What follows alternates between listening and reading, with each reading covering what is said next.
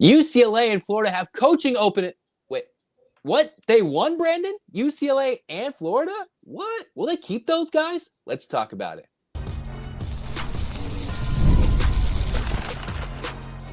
You are Locked On UCLA, your daily podcast on the UCLA Bruins. Part of the Locked On Podcast Network, your team every day. Welcome, everybody, to this edition of the Locked On UCLA podcast. I'm your host, Zach Anderson-Yoxsimer. Thanks for making this show your first listen each and every day. It's free wherever you get your podcast, and it's available on YouTube. Like, comment, subscribe, download. Thanks for your support. Welcome back, everydayers. Today, we're joined by Brandon Olson of Locked On Gators. We're going to talk everything about our team's stunning upsets, what that means for potential coaching searches, and how this episode changed from just a week ago. This episode is brought to you by FanDuel. Right now, new customers can bet just $5, and if your first bet wins, you'll get $300 in bonus bets to use across the app. So I'll be quite honest with the audience, Brandon. We were supposed to do the show last week. What happened? We're on very different time zones at the moment, more than just the West to East Coast, more than that. And we were both tired. We both fell asleep. And then next thing you know, the show completely changes because both UCLA upsets Penn State and then Florida upsets Texas into the more unlikely wins of the year after both teams look like pretty much if we could curse, we go crazy. We go crazy with how they looked. But they were not the best teams in college football. We'll just leave it at that. Coaches that were either already fired or Billy Napier on their way out. But now we have to sit here and give kudos to our coaches, and I think rightfully so. I hate that. I hate that it's rightfully so because your coach has already been fired. Like you're getting at least a different head coach to start next season than you had to start this season. I don't get that grace. And I wish I had that grace. I really do. Even with the win. I really wish I had that. But now I got to sit here as in like, did Billy save his job? Which I hope to God he didn't. I'm going to be completely honest. I like Billy. He's a great guy. He's been super cool about everything. Like I was calling for his job last year. I saw him this year and he was just like, hey man, like if you don't win at Florida, you're not going to have your job long. Like he knows the situation. He knows what it is. Part of it, I think, is also that I've never been like disrespectful about it. I have called for this man's job as respectfully as you can say, hey, this guy should be unemployed. Like as respectfully as you can do it. But he's been cool about it. He's not a championship winning coach at Florida. I still want him gone. I hope the Texas game did not keep him. And here's the thing. We talked a little bit about this on air. We're going to start positive pumping in a moment, though. Tim Skipper is the interim guy. Gets probably one of the most stunning wins in all of college football in years with UCLA taking down Penn State. And it's not like it was a 17-14 slop fest. The Bruins went up by 20 and proved they belong in that game and utterly dominated the Nittany Lions. More so than even Oregon went into, obviously, Penn State one a little different, playing in the whiteout atmosphere. But it's not like UCLA was running off the juice of the home crowd. I mean, they probably were a little bit. But they came through and won that game on their own regard. And I remember we were kind of talking off air, like, you don't always want the interim guy to get the job off a win like that. But he's so much outclassed James Franklin in that game. Is that something that you should consider? A little different than Billy's situation, right?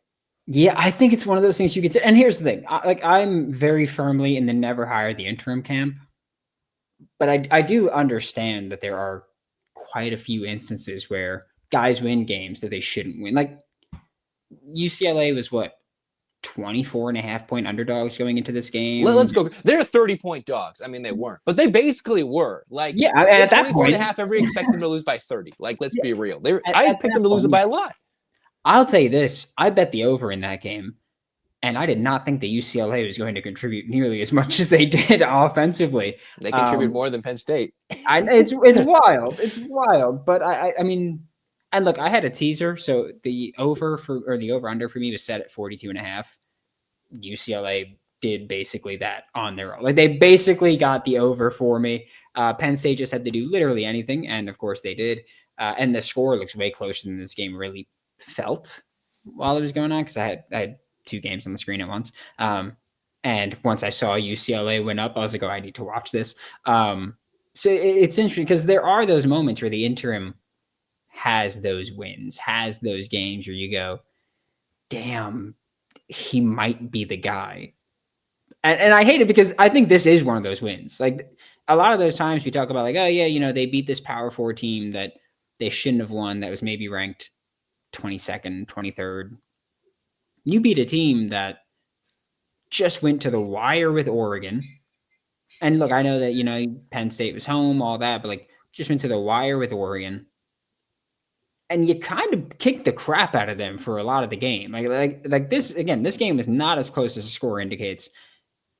It's wild to see, or at least this game didn't feel as close as the score indicated. It's wild to see, but it's like, I do think that there are the few instances where you go, maybe we have the conversation about the interim. I think the important part for Tim Skipper is this going to be sustained? Like, are you going to do this you got opportunities for the rest of the season? Can you do it? Like, if you turn around and make a bowl game with him. If he makes a bowl game with what is supposed to be the worst UCLA team people arguably ever seen, like, this is the same team that got throttled by New Mexico on the same field by 25. That was down by 20 points to UNLV, and UNLV is like mediocre, undefeated team. I forget if they win this last Saturday, but like they were mediocre to start the season 4-0 against the worst 4-0. That was the worst 4-0 schedule I've ever seen for UNLV. Yep. Utah turned it around, and then Texas Tech did some damage to them in Salt Lake City and made them not look human. And then Northwestern got up 3 scores. UCLA had not led in a single game, and he goes and says, all right, let's change the play callers. And in the span of a few days, with the help of the coaches, going for the onside kicks, he goes and has a masterclass performance of just coaching against James Franklin. And as much as he might deserve to get fired, he's not getting outcoached by many guys, I think. Maybe he is. But, like, he took Penn State from where it was and brought it there. And, here he is, top 10 program every year, whether he can get to the championship game or not. Tim Skipper just came off of interim Fresno State, 2 months at UCLA, and just watched UCLA put up 42 with the onside kick, with everything he did to put the Bruins. Everything he did worked. Everything from the safety.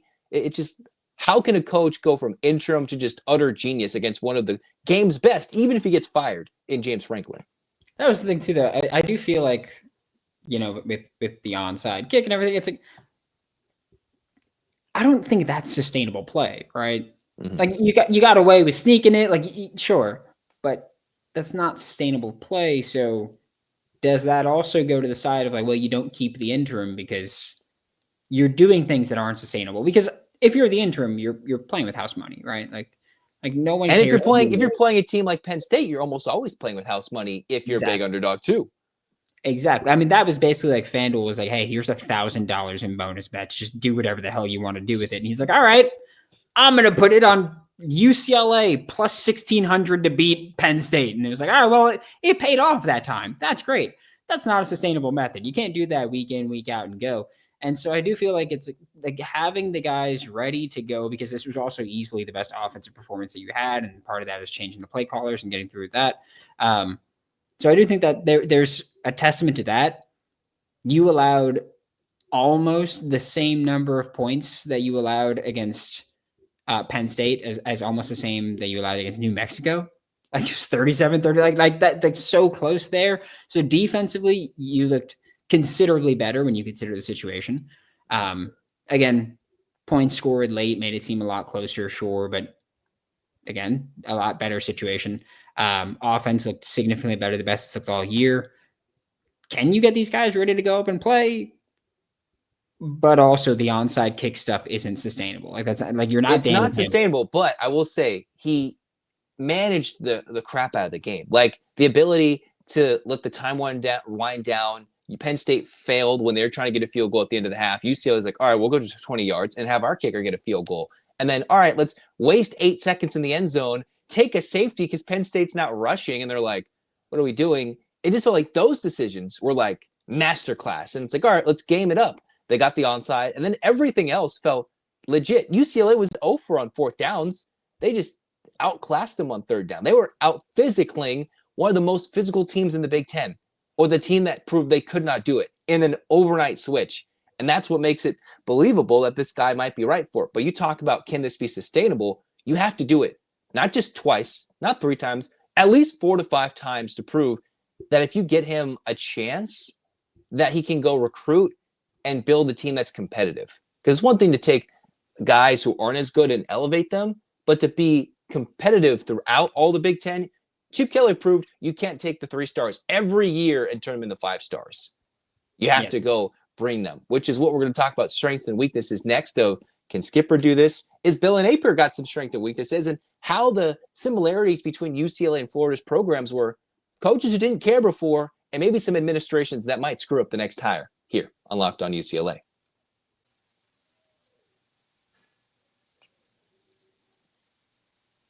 Peloton is shaping the future of fitness with the brand new Peloton Cross-Training Tread Plus, and it's powered by Peloton IQ. And hey, it's their most advanced equipment yet, designed to give you real-time guidance and endless ways to move, whether you're running, you're lifting, or cross-training with your favorite instructors. This is the training that's reimagined. Peloton is built for breakthroughs with tools that help you plan, stay motivated, and reach peak performance. And it gives you real-time strength coaching. Think about that. Real-time strength coaching, tracking your reps, suggesting the right weights, and corrects your form, makes every rep safer and smarter. That's the big thing about getting stronger. So let yourself run, lift, flex, and push forward.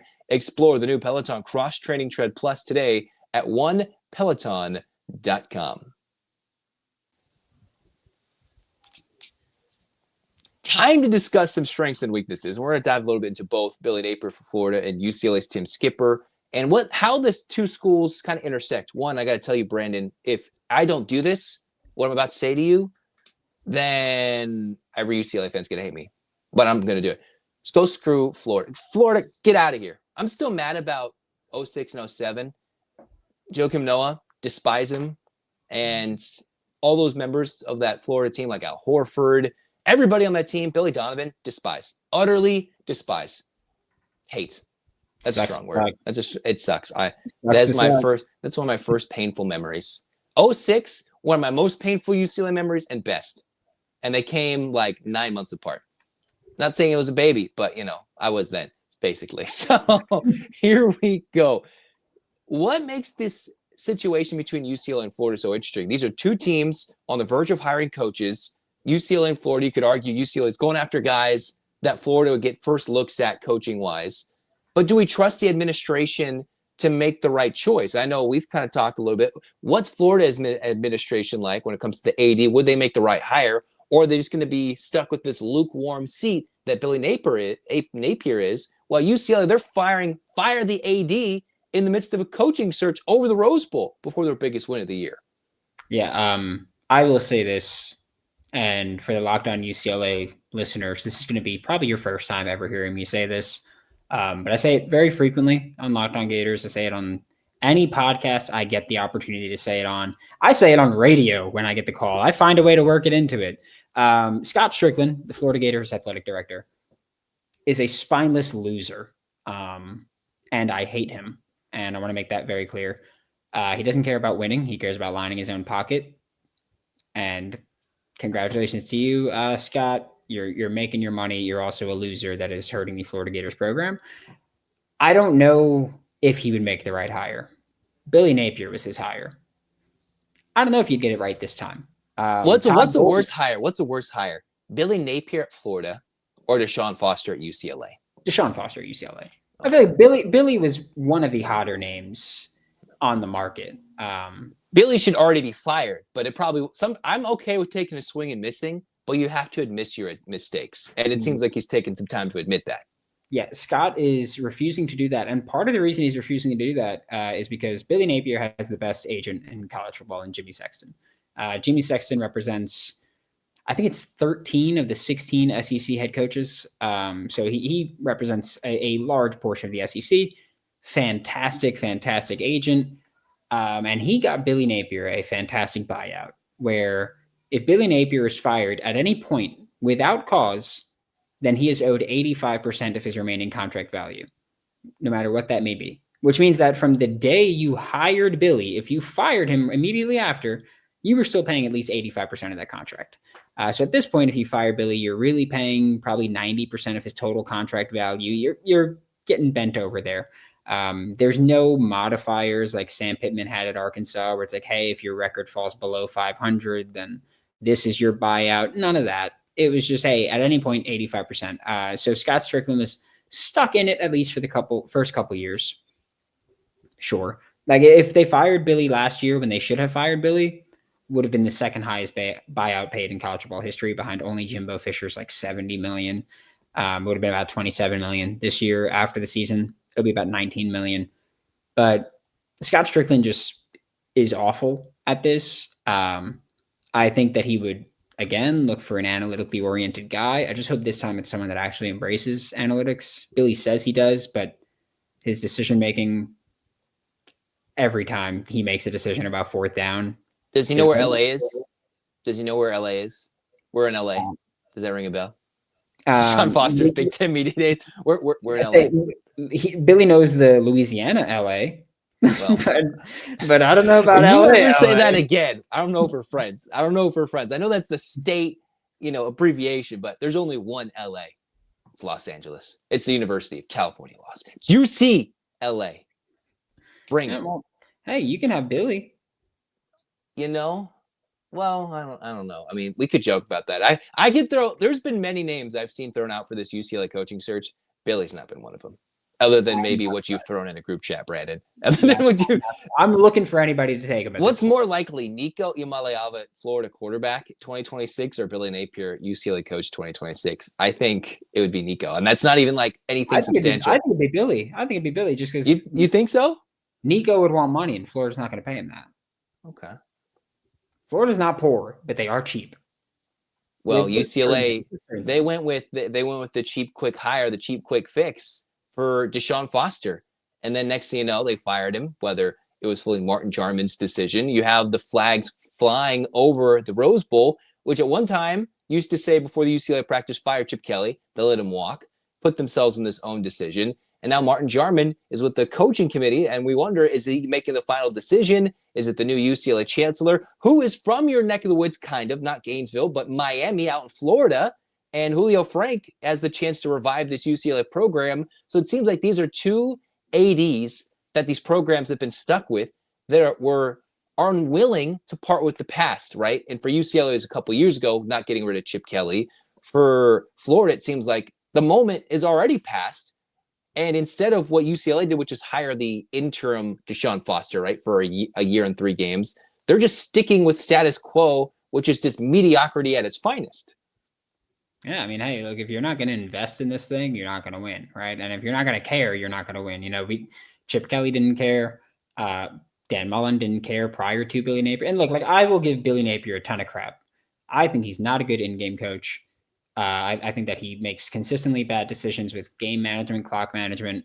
I think that he is consistently bad at making fourth down decisions, go for 2 decisions. I frequently say that the Tennessee game in 2024 should have ended in regulation. It should have never gone to overtime, because when Florida scored a late touchdown, they should have gone for 2. They lined up to go for 2. Josh Heupel called the timeout, and Billy Napier folded and took the PAT at that point. But you should have gone for 2. Analytics tell you go for 2. That's one of the big moments where you go, okay, Billy's not actually using analytics. He's just saying he is.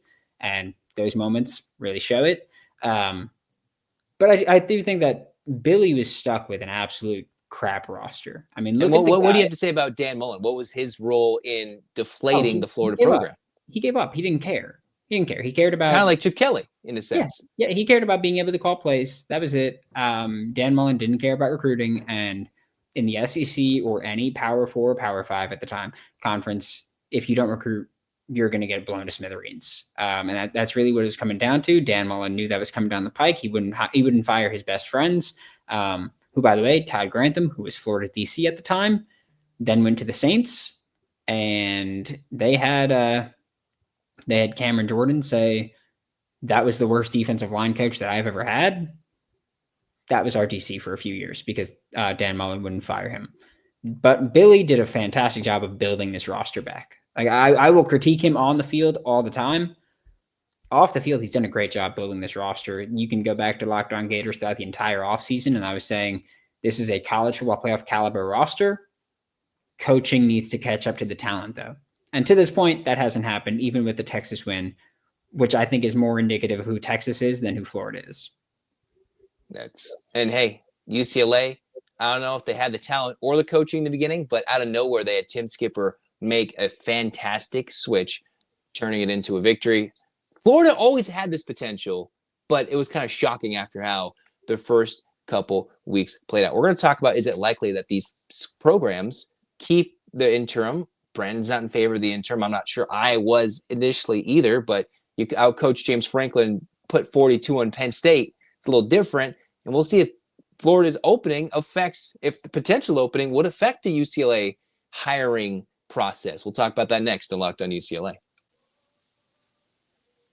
This episode is brought to you by Square, your favorite neighborhood spots run on Square. And there are certain businesses that make the neighborhood the neighborhood. These are the places that become an extension of home, whether it's the sports bar dedicated to your team's fan base, the spot with the best wings in town for game day, or the beloved local chain that's been rooted in your community for years. These businesses are what bring people together, and when businesses thrive, the whole neighborhood thrives. And a place you should check out, probably heard of it, but the Handles in Pasadena. My goodness, it is one of the best handles to go check out, and it's right there. Use this Square, and this is one to get. Go get your ice cream. Go get that 4-scoop sampler. It's always a great time. Even though it's getting a little cooler with the weather, always want to go check out Handles of Pasadena. It's a community foothold, bringing everything together. In the meantime, Square is a proud partner of more than 4 million neighborhood businesses around the world. You can go to square.com/go/LockedOnCollege to learn more. But before you go, do support your favorite neighborhood spot. You'll be happy you did. Square, see you in the neighborhood. Well, the NFL season's here, and so is FanDuel going crazy in the college football season. Brandon, UCLA, huge underdogs. Do you think it's wise to go after 24.5? But even if you didn't, you could have gotten, with a new customer, $5. Bet it, you would have gotten $300. Didn't you tease that you did the over-under in this game? Yeah, I took UCLA, Penn State to combine for more than 42.5. UCLA did basically all the work themselves and just gave Penn State a little bit of a touch there to smash that over.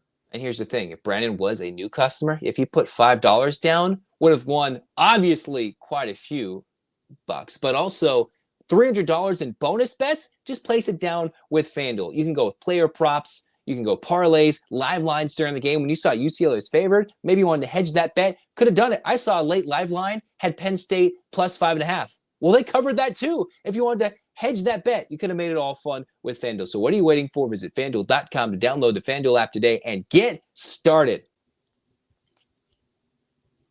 Well, as we work our way into the third segment, we're talking, is it likely that some of these coaches keep their jobs? I think Billy shouldn't, but Tim Skipper is one to discuss. But these two coaches have a lot more in common, Brandon, because Tim Skipper actually went to Gainesville this past offseason. If I remember the timeline correctly, it was while I was at the Senior Bowl, so late January, early February, that Tim Skipper went to Gainesville, was interviewing for a position on the staff. Ultimately, that did not come to fruition. It's really unclear as to why that didn't come to fruition. But he was almost on the Florida staff. Yeah, he was. He just likes crumbling programs. Maybe he might be like. I'm not going to say. I was going to make an inappropriate joke. I'm not going to do that. I'm not you. I don't need to do that one.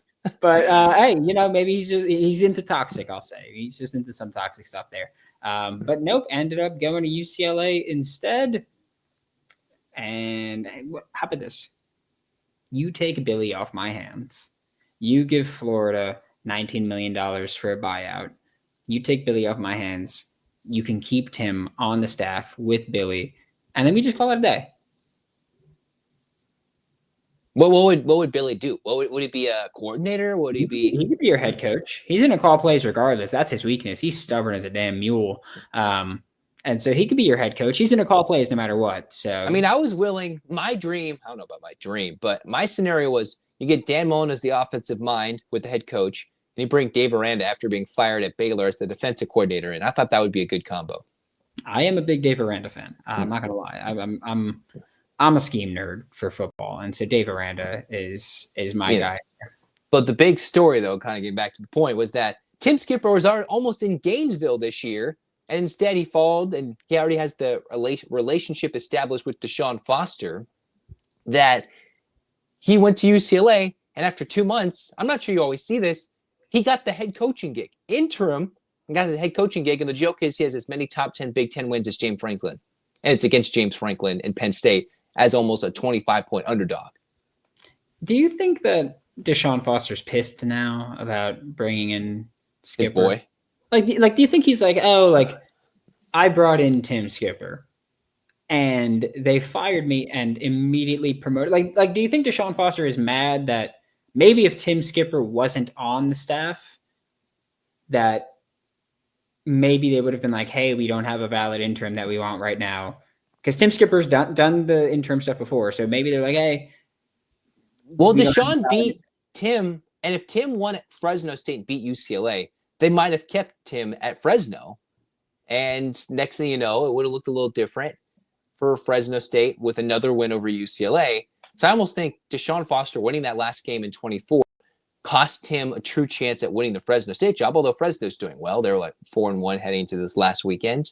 While UCLA was like, all right, we'll bring in Tim. And he was a good guy, good energy booster, but clearly he's the energy shifter and a lot more loquacious than Deshaun is. Like, I've heard so much from Steve Wiltfong from Rivals. I've heard so much that Deshaun is just kind of quiet, and Tim is the complete opposite. And I remember when he was talking about what he was doing for Deshaun, like helping with practice plans, it was kind of like, what was Coach Foster actually running? And so much of you read The Athletic, you read Yahoo, and what I've heard from my own types of, things, insight, that Deshaun couldn't keep his word. And I don't know what Tim Skipper can keep, but right now he can keep a big W next to his name against Penn State. So he can keep a lead. He can get a lead. UCLA didn't have a lead prior to the Penn State. He can keep a lead. No, he can get a lead. UCLA couldn't even get that. But the funny thing was, everybody thought, at least I would have thought, you would go with the UCLA defensive coordinator, somebody who's a lot more tenured on the staff, in Ikaika Malloy. It seemed like they gave it to Skipper because there's no chance he would win the job. In my mind, you'd think he's there, you don't want to hire the interim guy, and he actually might go win the job anyway. Yeah, I have, similar to my never hire the interim approach, I have another one. I'm a big theory guy, and so I have conspiracy or just regular theory. Just regular. Pythagorean. Not my favorite. More of a theorem though. But I will say that I also have I also take the stance of never promote a coordinator to the interim spot.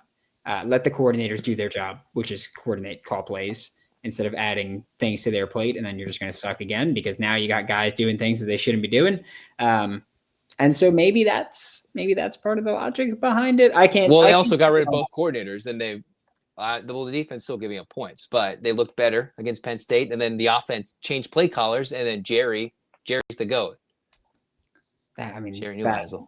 Also, I forgot who it was that I was watching. I think it was Brooks Austin that was talking about this. Where twice in that game, Jerry forgot to put the mic down. Yeah, he said Jerry was. He said it after the game on the post game interview that he forgot to put the mic down. I never saw it.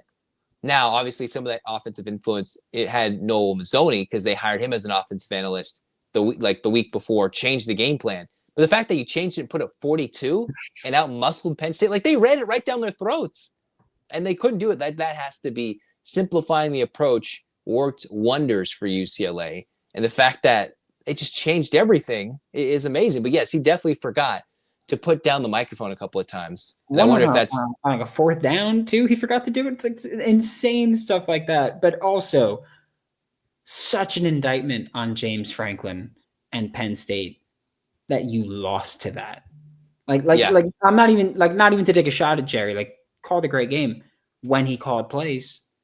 But such an indictment of James Franklin that you UCLA went for it fourth down deep in their own territory. Yeah. And Tim Skipper's like, what are we doing? I thought we weren't hiking the ball. They still were shooting themselves in the foot.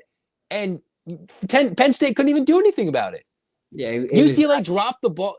UCLA had third and short. I don't know if you remember seeing this play. They had the first down to seal the game, and they fell an inch short because the running back, Anthony Woods, tripped, and the game would have been basically over. Instead, they get stopped on fourth and short. And Penn State still could have won the game, and UCLA's like, nah, bro. Penn State called the worst fourth down play I've ever seen and got stuffed.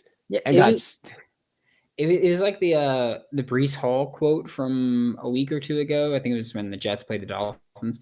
And he was just like, other teams shoot themselves in the foot, and then we go and shoot ourselves in the head. It kind of felt like that, where every time UCLA shot, is that what he said? Yes. He said other teams shoot themselves in the foot, we turn around and shoot ourselves in the head. And it felt like that's what UCLA would shoot themselves in the foot, and then Penn State was like, all right, like the little the Usher video, just like watch this. Like it's like Penn State sitting there. They're like, hold my beer. They're like, hold my drink. Hold it. They're like, oh, we're playing a game. And then James Franklin's like, hold this. Let me go. James Franklin this up. Like I don't know what Penn State did during the week. Congratulations, by the way, to Zach Seiko, because I can only imagine the views after a loss like that one. Did like 3 shows in like 2 hours. All an hour. He did 3 shows in 2 hours. They're all an hour each. I know the math doesn't make sense, but that's what it seemed like. And that's what I would do too. I'd be like, we're going to do this for sure. I'm going to get fired for the things I would say if we lost that game. Like, and it's not even about it being UCLA. It's like, you're Penn State. You're a top ranked team against one of the worst teams in college football. A situation that hasn't happened in 40 years. Exactly. And I feel like it's more likely for BYU to lose that game to UTEP like it happened in 1985 than Penn State to lose to a UCLA team that proved they couldn't do any of the things until they did it Saturday against Penn State in the previous 3 to 4 games. Yeah, and like losses to a group of 5 schools too. Like it wasn't like even like destroyed at multiple points. That's I don't know what the hell Penn State was doing, but I honestly I think this is one of those few games, and I'm very against going, oh yeah, like this game should decide this guy's future. That might be the one for James Franklin. That might be the one where it's like, all right, buddy, get rid of him. Yeah, you're cooked, man. Like you can't win the big game, and now you're losing the UCLA. You're losing your team with no wins that hadn't had a lead the entire season. Yeah, it's over, man. And they got cooked. But here's the final thing before we let you go, Brandon. Should UCLA? Well, you can give me your thoughts about Billy Napier. You want him fired? He's already said it. Should UCLA keep Tim Skipper, or Florida hire him when their opening eventually comes open?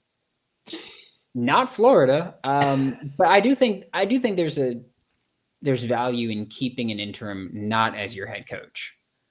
I do think if you can keep him on the staff somewhere, but not as a head coach. But we've seen that nobody Coach O didn't even want to do that at USC.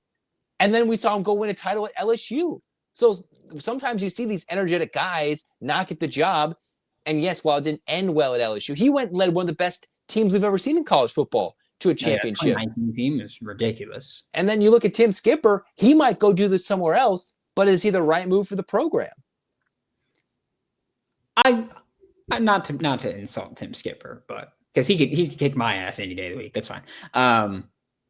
I don't think he's going to do what Coach O did. I think that was the outlier. I think Coach O was the outlier in this situation. I think if you could say, hey, Skip, stay on with an elevated role to what you were doing before, worth a shot. I do think it's very valuable to have guys with experience like that, and just juice guys. I think it's important to have that on your roster or on your coaching staff and your roster.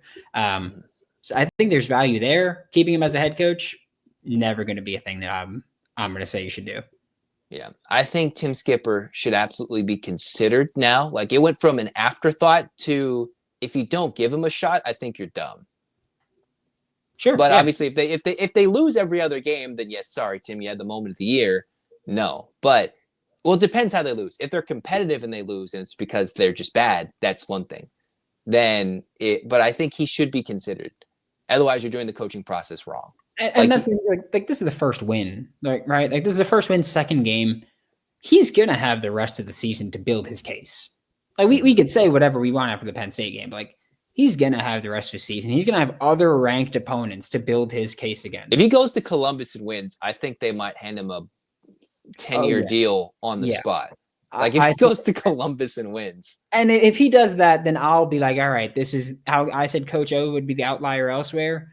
I think that if you can go do that, Tim Skipper would be the outlier here easily. And he's done big things. And here UCLA and Florida might have been intertwined in ways we didn't know. He was at Florida potentially to take a job. Instead, he's leading the biggest win in college football this year. That's Brendan Olson of Locked On Gators. We hate the Gators for, damage they did to my youth fandom 20 years ago. He holds the L, but whatever. He's over there. He's getting ready to go to sleep because he's many hours ahead. Brandon, thanks as always for coming on. Thanks for the love. Thank you. And this has been Locked On UCLA. Like, comment, subscribe, download. This is going to be more coaching shows, more talk, more football. We'll see if the Bruins keep going with this love. This has been Locked On UCLA. Zach signing off. Go Bruins.